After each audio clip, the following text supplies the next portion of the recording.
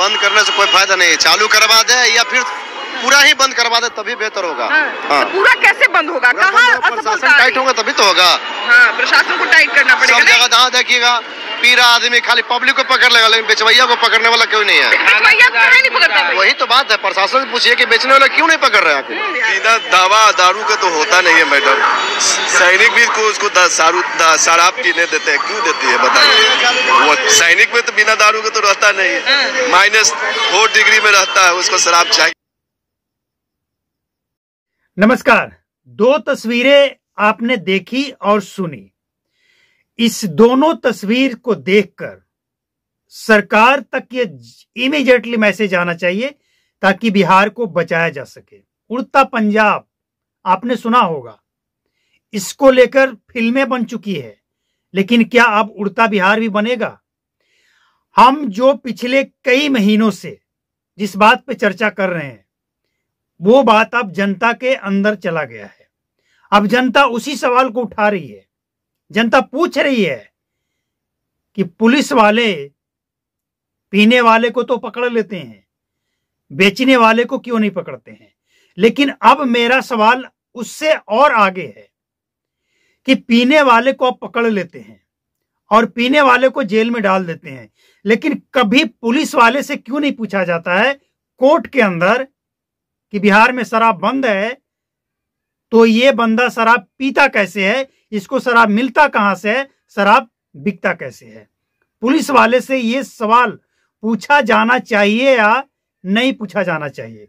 अब पीने वाले को पकड़िए और छोड़िए का बात भी अब पीछे रह गया। अब मेरा सवाल ये है, हालांकि हम पिछले कई महीने से जो बातें कह रहे थे वही बात अब जनता उठा रही है। मतलब ये स्पष्ट है कि जनता अब जाग चुकी है। और इतना ही नहीं, पिछले कई महीनों से बिहार में जहरीली शराब से कोई मौत नहीं हुई है। इसका मतलब ये है कि बिहार के लोग अब ये जाग चुके हैं, ये समझ चुके हैं कि अब जहरीली और नकली शराब का शिकार नहीं होना है। लेकिन इसके बाद भी अगर कहीं होता है 1 जनवरी या 1 जनवरी के आसपास, तो इसका मतलब ये है कि बिहार में शराब की तस्करी करने वाला जानबूझकर अपने पैसे निकालने के लिए वो जहरीली और नकली शराब जान पहचान के लोगों को भी बेचकर धोखा देता है। लोग तो जाग चुके हैं, लेकिन अगर किसी पहचान वाले से धोखा मिले तो लोग क्या करेंगे?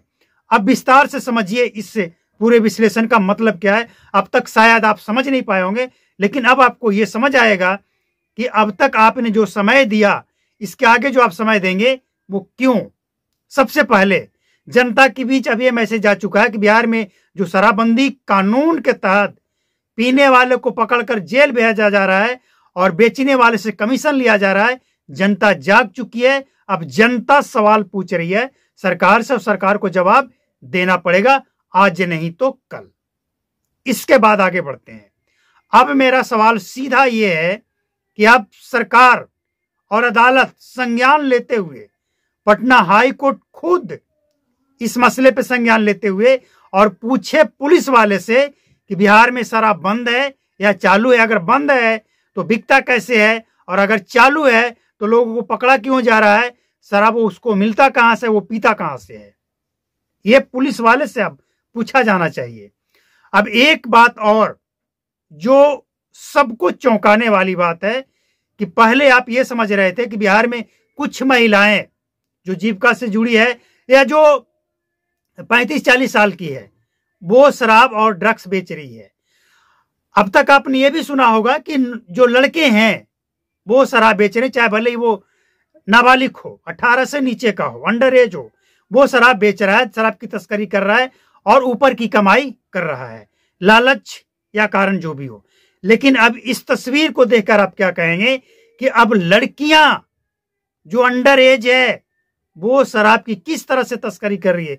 देखिए, एक बात और है इसमें कि ठंड के मौसम में शरीर के ऊपर टेप लपेटकर शराब की तस्करी करने का अब ये जो मामला तेजी से बढ़ा है, सरकार इसके लिए क्या कर रही है?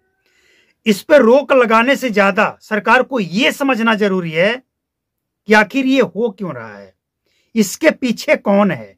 आखिर इन छोटे छोटे बच्चे और बच्चियों को इस धंधे में ला कौन रहा है, क्या लालच है, क्या बहला फुसलाकर, क्या समझाकर, क्या ब्रेन वॉश करके इन सब चीजों में इन्वॉल्व किया जा रहा है। ये साइंटिफिक तरीके से इसको समझने और समझाने की जरूरत है, वरना उड़ता बिहार बनने में वक्त नहीं लगेगा। अभी हाल ही में खबर आया है कि 10 लाख का ड्रग्स पकड़ा गया है बिहार के अंदर। ये 10 लाख अमाउंट छोटा हो सकता है कुछ लोगों के लिए, लेकिन 10 लाख का ड्रग्स छोटा नहीं है बिहार को उड़ता बिहार बनाने के लिए। आज ये बातें जब हम तब भी कहते थे ना कि पीने वाले को मत पकड़िए, पीने वाले का नाम गुप्त रख के और बेचने वाले को पकड़िए, अब ये बात जनता में आ गया ना। अब जनता सवाल पूछ रही है और आप यकीन मानिए कुछ दिन बाद आपको यह भी देखने को मिलेगा, कोर्ट में यह पूछा जाएगा पुलिस वाले से कि बिहार में शराब बंद है या चालू है। जब किसी को भी पकड़कर पुलिस वाले लेकर जाएंगे जेल में, तो सबसे पहले पूछा जाएगा पुलिस वाले से इसे क्यों पकड़ा गया है, शराब पीने के जुर्म में। शराब बंद है बिहार में या चालू है, बंद करने की जिम्मेवारी किसकी है, शराब कैसे बिक रहा। 10 साल हो गए भैया, 10 साल का वक्त छोटा वक्त नहीं होता है। आप ये कहकर टाल नहीं सकते हैं कि अभी शुरुआत है, अभी समय लगेगा, हम कंट्रोल कर लेंगे। 10 साल का बच्चा अगर उस समय जन्मा होगा, आज 10 साल का हो चुका है, वो 5वीं 6ठी क्लास में पढ़ने लगा होगा, उसे सब कुछ पता हो गया होगा दुनिया संसार के बारे में। और ये बिहार सरकार के पुलिस वाले अभी भी बिहार में शराबबंदी के सुधार करने में लगे हैं। कमाल है भैया, कौन सा टेक्नोलॉजी आप इस्तेमाल कर रहे हैं कि 10 साल बाद भी स्थिति बद से बदतर होते जा रहा है। पहले तो लड़के, अब लड़कियां, पहले पुरुष अब महिलाएं। अब रोकिए, कैसे रोकना है इसको। मेरे पास जो तस्वीरें सामने आई है, इसे देखकर हैरानी इस बात की है कि पुलिस वाले लोग, महिला आयोग और वो मानवाधिकार आयोग, इन सब की आत्मा कहां है। क्यों नहीं सवाल पूछा जा रहा है कि बिहार में क्या चल रहा है। ये शराबबंदी के नाम पे पुलिस वाले क्या कर रहे हैं, कानून व्यवस्था उनसे संभल नहीं रहा है, शराबबंदी पे लगाम लग नहीं रहा है। ये लोग कर क्या रहे हैं भाई। बिहार में नीतीश कुमार कहते हैं कि हमने महिलाओं को पुलिस में ले आया। अच्छी बात है, आपने लाया, लेकिन इन सब की ड्यूटी कहां है, ये लोग क्या कर रहे हैं, बिहार में कौन सा बदलाव हो रहा है और ये बदलाव क्यों नहीं दिख रहा है। ये बदलाव ही है। पहले कुछ लड़के बेचते पकड़े जाते थे, अब लड़कियां। शराब और ड्रग्स, ये बदलाव है, लेकिन ये बदलाव बिहार को बनाने के लिए नहीं है, ये बिहार को बर्बाद करने वाला बदलाव है।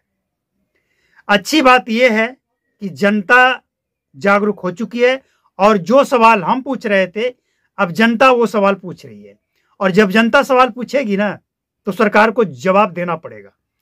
अब एक उम्मीद इस बात पे भी रखा जाना चाहिए कि बिहार में सरकार में कुछ बदलाव हुआ है। अब जो पहले से मंत्री थे, उससे अनुभवी मंत्री बने हैं मद्य निषेध विभाग के, और पुलिस डिपार्टमेंट का जो गृह विभाग, वो सम्राट चौधरी यानी बीजेपी के पास गया और बिहार में कुछ बदलाव दिखा है। तो उम्मीद है कि कुछ पुलिस वाले जो इस तरह की हरकत कर रहे थे बिहार में, शराब की हेरा फेरी, तस्करी और कमीशन का खेल खेल रहे थे, उनके अंदर भी बदलाव आएगा। बिहार में बदलाव होने के चांसेस, होने के आसार दिख रहे हैं। लेकिन यह तस्वीर इग्नोर नहीं किया जा सकता है, इसको नजरअंदाज नहीं किया जा सकता है कि बिहार को बर्बाद करने के लिए, बदनाम करने के लिए यह तस्वीर बहुत ज्यादा है।